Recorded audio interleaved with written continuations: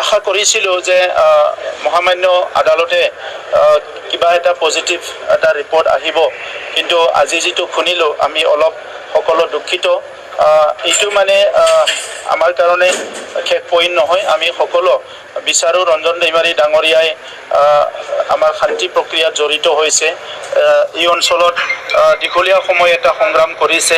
তো ৰঞ্জন দৈমাৰী ডাঙৰীয়াৰ যিটো মুক্তি বা তেখেতৰ যিখিনি মহামান্য আদালতে ঘোষণা কৰা যিখিনি শাস্তি, সেইটো কেনেকৈ ৰিডিউচ কৰিব পৰা যায়, ইয়াৰ ওপৰত পুনৰ আমি অসম চৰকাৰ আৰু ভাৰত চৰকাৰৰ লগত আলোচনা কৰিম। আৰু আমি বিচাৰোঁ তেখেতে মুকলি আকাশত আহিব লাগে আৰু সমাজৰ লগত থাকি তেখেতে সংগ্ৰাম কৰাত যি উদ্দেশ্য আছিলে কি এই অঞ্চলৰ উন্নয়নৰ কাৰণে, এই অঞ্চলৰ ৰক্ষণাবেক্ষণৰ কাৰণে এই কামবিলাক যাতে তেখেতে ৰাইজৰ লগত থাকি কৰিব পাৰে, ইয়াৰ কাৰণে আমাৰ তৰফৰ পৰা এটা প্ৰয়াস আমি আৰম্ভ কৰিম। যেহেতু তেখেতৰ দ্বিতীয় শান্তি চুক্তিৰ চিগনেটৰী আছিলে নতুন, এই ক্ষেত্ৰত কেনেকৈ চাওক, আদালতটো এটা বেলেগ বিভাগ, শান্তি প্ৰক্ৰিয়াটো এটা বিভাগ। চ' যিটো জুডিচিয়াৰী আছে, এই জুডিচিয়াৰীটো কাৰো তলত নহয়। গভৰ্ণমেণ্টে যিবিলাক পলিচি লয় সেইটো আইনগতভাৱে সেই পলিচিবিলাক লয়, আৰু আইনটো বাদ দি পেলাই কোনো পলিচি ল'ব নোৱাৰে।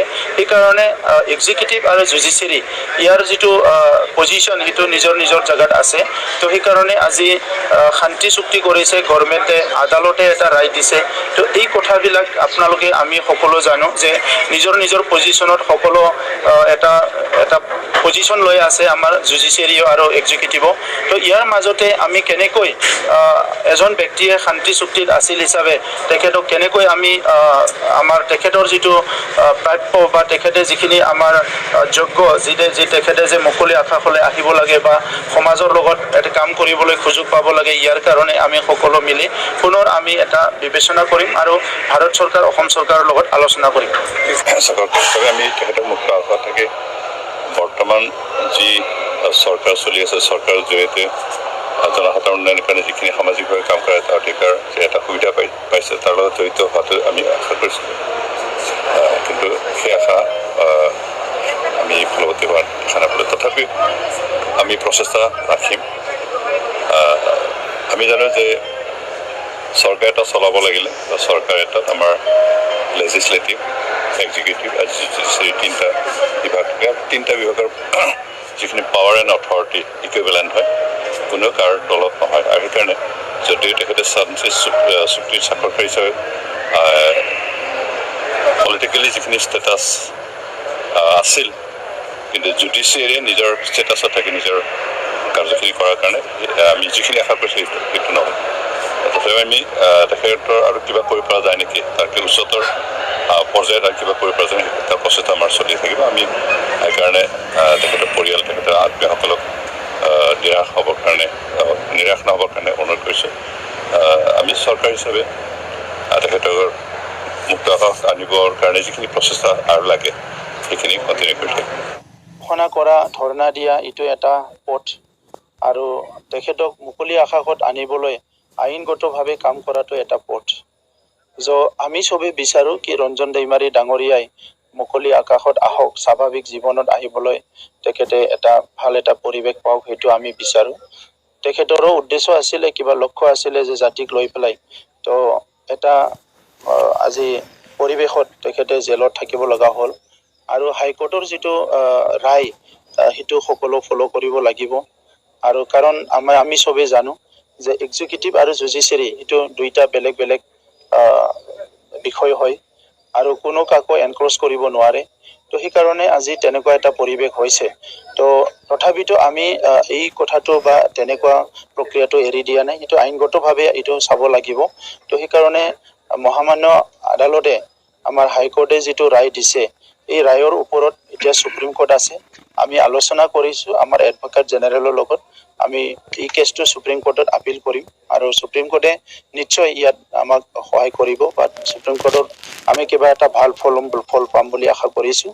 কিন্তু যিসকলে আজি ছ'চিয়েল মিডিয়াত বহুত কথা কৈ আছে, বিভিন্ন জেগাত বহুত কথা কৈ আছে, তেখেতসকলকো মই অনুৰোধ কৰিছোঁ কিবা কনষ্ট্ৰাকটিভ ৰাস্তা ওলাওক।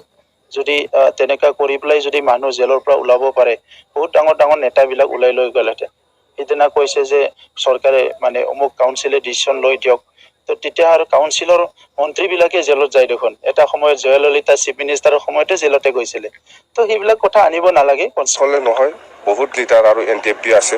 ৰঞ্জন দৈমাৰীৰ লগত যিমান কেডাৰ লিডাৰ জেলত আছে চবেই ওলাব লাগে মোৰ হিচাপত। চুক্তি হোৱাৰ পিছত, এটা শান্তি চুক্তি হোৱাৰ পিছত শান্তি চুক্তিকাৰীসকলে, লিডাৰসকলে বা কেডাৰসকলে এতিয়াও যিটো জেলত থাকিব লাগে সেইটো কি চুক্তি হ'ল? প্ৰমোদ বড়োহে ক'ব জানিব। এইটো জেলত আকৌ থাকিব লাগে বুলিয়ে চুক্তি কৰিছে নেকি? দুনিয়াত পৃথিৱীত মই কোনো এনেকুৱা চুক্তি দেখা নাই। কিবা একটা চুক্তি হোৱাৰ পিছত কোনোবা জেলত থকা, আজিলৈকেও জেলত থকা এনেকুৱা চুক্তি মই দেখা নাই। আপোনালোকে চাওক, আলফায়ে আলোচনা কৰিবৰ কাৰণে চেষ্টা কৰাৰ পিছত অৰবিন্দ ৰাজখোৱা, অনুপ চেতিয়া, শশী চৌধুৰী বহুত লিডাৰে জেলৰ পৰা ওলাই পেলাই এতিয়া শান্তিৰ নামত মানে আলোচনা কৰি আছে। আলফাই, আলোচনাপন্থী আলফাই এটাও জেলত নাই। এতিয়া এটাও জেলত নাই। আলোচনা কৰিব আহিছে যিহেতু কিয় জেলত থাকিব লাগে? কেছটো চলি থাকিব, হয়, কেছটো চলি আছে, হয়, অনুপ চেতিয়াৰ ডাঙৰীয়াৰো চলি আছে, অৰবিন্দ ৰাজখোৱাৰো কেছ চলি আছে, বা যিমান আলফা লিডাৰ কেডাৰ আলোচনাপন্থী চবৰে কেছ চলি আছে। কিন্তু মানুহবিলাক জেলৰ পৰা ওলাইছে। NDPৰো এনেকুৱা হ'ব লাগিছে। NDPৰোতো কেছটো চলি থাকক, 5 বছৰ লাগে না 20 বছৰ লাগে, এইটো কেছটো চলি থাকক, কিন্তু মানুহে জেলৰ পৰা ফ্ৰী হ'ব লাগে। এনেকুৱাই হ'ব লাগিছিল। প্ৰমোদ বড়োহে জানে, গোবিন্দ বসুমতাৰীহে জানে এতিয়া ইহঁতে বা কি কৰিছে। কথা সেইটোৱে, কেছ চলি থাকক কিন্তু মানুহ ফ্ৰী হ'ব লাগিছিল। এনেকুৱা কোনো পৃথিৱীত মই দেখাই নাই শান্তি চুক্তি কৰাৰ পিছত এনেকুৱা লিডাৰ কেডাৰে জেলত থকাটো। बाहेराव फैयोब्ला गोविंदनि आरो प्रमोदनि पलिटिकेल केरियारा धंस जालांगोन। दिनैहाय बिनिफ्राय एबसुआ ओंखारनो गारनानै बै क'क्राझारनि बाथौ रिजर्ट्स ना मा रिजर्ट्स, बे बाथौ रिजर्ट्सआव सासे सिख्लाया एसे माने मोसानायखौसो, फिसा गाननानै मोसानायखौसो, बेखौसो दावराव खालामगासिनो, बेखौसो माबा आन्दलन खालामगासिनो क'क्राझाराव। नायखौ बाद दोन प्रमोद, नोंथांनि भगबाननि CCTV नुनायखौ जोंनो नाङा। रेकर्डखौ लाफानानै सिगनेटरिखौ बेले बेजे खालामनानै होनायनि गुदि दायनिगिरियानो जाहैबाय एबसु। जे रन्जन दैमारिया जेलाव थांफिननाया सरकारनि खोथा नङा, बियो जोंनि बर' जाथिनिनो माखासे मेगन गेसाव, उदै गेसावनि खामानि। रन्जन दैमारिया जेलाव हाबनांनायनि गुबै दायनिगिरिया जोंनि नोजोराव सानैल' जानानै दङ दासान्दि। गिबियावनो प्रमोद आरो सेकेन्डआव गोविन्द बसुमतारी। बेवहाय एक्जेक्ट रिपर्टखौ CBI नो होनाय मानसियानो गोविन्दखौ होननानै जोङो स्रोद स्रोद खोनानो मोन्दों। BTR एकर्डआ जाथिनि थाखाय मोजां एकर्ड नङा, NDPनि थाखायबो मोजां एकर्ड नङा। बेयो जास्ट NDPखौ फोजोबनानै दोननायनि मोनसे पेकेज। दिनै एबसुनिफ्रा ओंखारबोनो नांगौमोन, दिनै NDPआ बन्द होदों। दिनै जोङो NDP वमेन जास्टिस फराम, लोगोसे SIPR, लोगोसे बनसु, बेखिनिया लोगो नांनानै दिनै बन्द फोसावदों। नाथाय बे बन्द फोसावनायाव गुबुन जाथिनि मानसिखौथ' बाद दोन, दिनै जोंनि बर' मानसिफोरानो बे बन्दखौ मानिनानै सोलियाखै। दैमारिखौ सख'नांगौ होननानै, उदां अख्राङाव लाबोनांगौ होननानै एसेम्ब्लियाव पास खालामना स्टेटसिम हरनो हागोन ना हाया?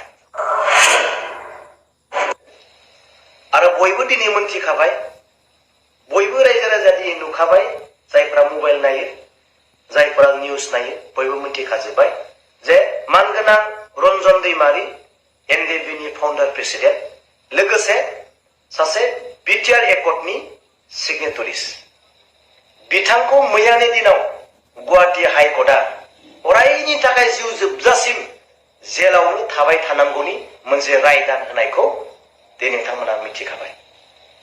दिनै आं बेखौसो बुंनो सानदों, रन्जन दैमारिनि समान सुप्रिम सेक्रिफाइस बर'नि गेजेराव आरो सोर दंबावो? रन्जन दैमारिनि समान दुखु जानाय बर' जातिनि थाखाय आरो सोर दंबावो? दिनै बिथाङा BTR एकर्डनि उनावबो दासिमबो जेलावनो दङ आरो गोबां बोसोरनि थाखाय।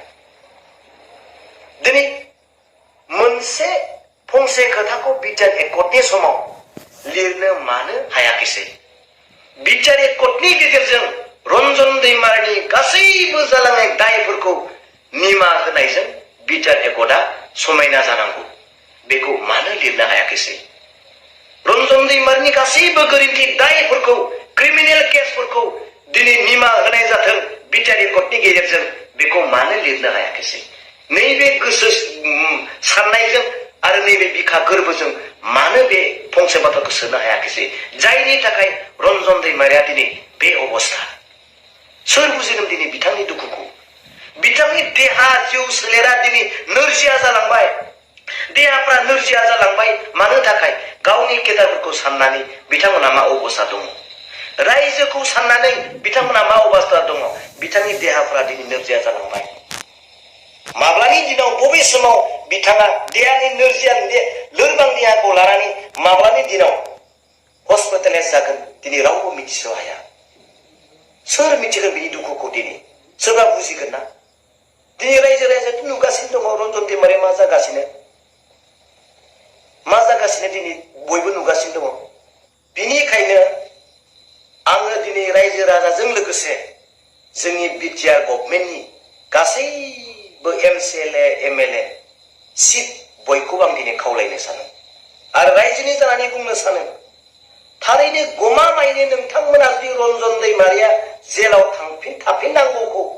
थाफिननांगौ जानायखौ जुदि दुखु मोनमारदोंब्ला, गोरबो गोसोजों जुदि गाबमारदोंब्ला, नोंथांमोना मोनसे खामानि मावदो। दिनैनि दिनावथ' एसेम्ब्लिया जोब्बाय, गैला, मैयानो जोब्बाय। फैबाय थानाय एसेम्ब्लियाव रन्जन दैमारिया आंनि खाथियावनो थानानै सिगनेचार होनाय सासे सिगनेटारिस बिटिआर एकर्डनि बिथांखौ सख'नांगौ होननानै फैबाय थानायनि एसेम्ब्लियाव जोंनि बे बिटिसिनि एसेम्ब्लिया पास खालामनानै स्टेटआव हरनांगौ। जायबायदि हाग्रा महिलारि गभर्नमेन्टनि समाव जानाय गासैबो केलेंकारि बेफोरखौ नायनो थाखाय, नायसंदांनो थाखाय, इनकुवारि खालामनो थाखाय सिबिआइ एनआइए होनो थाखाय एसेम्ब्लियाव पास खालामनाय जाबाय, बिल पास खालामनाय जाबाय। अब्ला रन्जन दैमारिखौ सख'नांगौ होननानै, उदां अख्राङाव लाबोनांगौ होननानै एसेम्ब्लियाव पास खालामना स्टेटसिम हरनो हागोन ना हाया? प्रमद बर' सार, नोंथाङा बे खोथाखौ मावनो हागोन ना हाया? बिपिएमनि नेताफोरखौ, एमसिएलए इएमफोरखौ दिनै जेलाव हरनो थाखाय, दिनै एनआइए आरो सिबिआइ होनो थाखाय नोंथाङा बिल पास खालामबाय एसेम्ब्लियाव। रन्जन दैमारिनि थाखाय नोंथाङा बै एसेम्ब्लियाव बिल पास खालामनानै हरनांगौ। बे रायजो राजानि दिनै खावलायनाय। आरो आं दिनै बेखौबो बुंनो लुबैयो, दिनै रन्जन दैमारिखौ सख'नांगौ होननानै दिनै जोंनि माहारियारि आफादफोरा धरना होनो हागोन ना? एबसुआ हागोन ना? एबसुआ दिनै रन्जन दैमारिया गनांगौ, बिटिआर एकर्डनि सासे सिगनेटारिस, बिटिआर एकर्डखौ सन्मान लाखिनानै रन्जन दैमारिया दिनै जेलनिफ्राय गनांगौ उइदाउट कन्डिसन। दिनै आबसुआ हागोन ना? हागोन ना? रायजोआथ' रेडि दङ। बनस'आ हागोन ना? बर' साहित्य सभा आरो आगुआ हागोन ना? बुंदो, रायजोआथ' रेडि दङ। दिनै माखौ ओरैनो मबिलाइज खालामबाय थानो? मा खारनाव? रायजोआथ' गासिबो अके दङ, बिटिआर मोनबाय, सोब अके। ओरैनो बिना कारनाव, बिना जाहोनाव ओरैनो मानो आन्दलन धरना होबाय थानो? मानो धरना होनो? बिना कारनावनो दिनै धरना होफिननायखौ नुदों। रन्जननि थाखाय धरना हो, बिटिआर एकर्डनि थाखाय धरना हो, सानजाहा सिमाबारियाखै बिनि थाखाय धरना हो, बिटिआरनि पेकेजफोरा थाइसेबो फैयाखै बिनि थाखाय धरना हो, जोंनि बिटिसि काउन्सिला दिनै सासेबो साख्रि होनो हायाखै बिनि थाखाय धरना हो। जों मानो हाया? बिटिआर एकर्डआ मानो जाफुङाखै? रन्जन दैमारिया बिटिआर एकर्डनि सासे दफा, बे मानो जाफुङाखै? बिनि थाखाय धरना हो। सोंदों नोंथांमोनासो निउजि ब्रह्म बिथांनियाव सों। बिथाङा रन्जन दैमारिखौ बुंदों जे रन्जन दैमारिया जोंखौ फोथायनानै मेगन मिसिबनानैब्लाबो सुयो होबाय। नोंथाङा बुंदों, निउजि ब्रह्म, नोंथाङा बुंदों स्टेटआव, एसेम्ब्लियाव बुंदों रन्जन दैमारिखौ बिना कारनाव दिनै हगारनांगौ। नोंथाङा बुंदों, नों बिथांनि फेमिलिखौ नोंथाङा खबर लादो, रन्जन दैमारिखौ खबर लादो, हगारनांगौ होननानै बुंदों। मानो हाया? एबसुआ हागोन, गाबोन धरना होनो ओंखारगोन लाख लाख रायजोफोरा। दिनै बुं, दिनै कमेन्टआव रायजो राजाफोर, दिनै रायजोआ गासैबो थिग दं, नो मबिलाइजेसन, रावखौबो दिनै फोरोंनांगौनि खोथा गैया, गासैबो अके दोङो। माखौ ओरैनो मबिलाइजेसन खालामबाय थानो? मा दंबावो जोंहा बिटिआर एकर्ड मोननानै? जों जाफुङाखैसो दिनै मानो ओरैनो बिना कारनाव धरना मा मोनगोन धरना होनानै रन्जन दाके धरना होनोब्ला बिना कारनाव नङा आं दिनै बेखौसो बुंदों दिनै बुंबा दुखु मोनो नाथाय बुंनांगौ जायो मानो थाखाय दिनै रन्जन दैमारिनि दुखुखौ बयबो दिनै सहायनो हायै जादों मानो दिनै कुइसन फैदों बिनि अनगायै आरो देरसिन डेन्जार जानो थांगासिनो दं नामा जोंनि बर'नि रायजोनि गेजेराव दिनै नायदो लिडारफोरा सिखांदों ओंखारगोना रायजोफोरा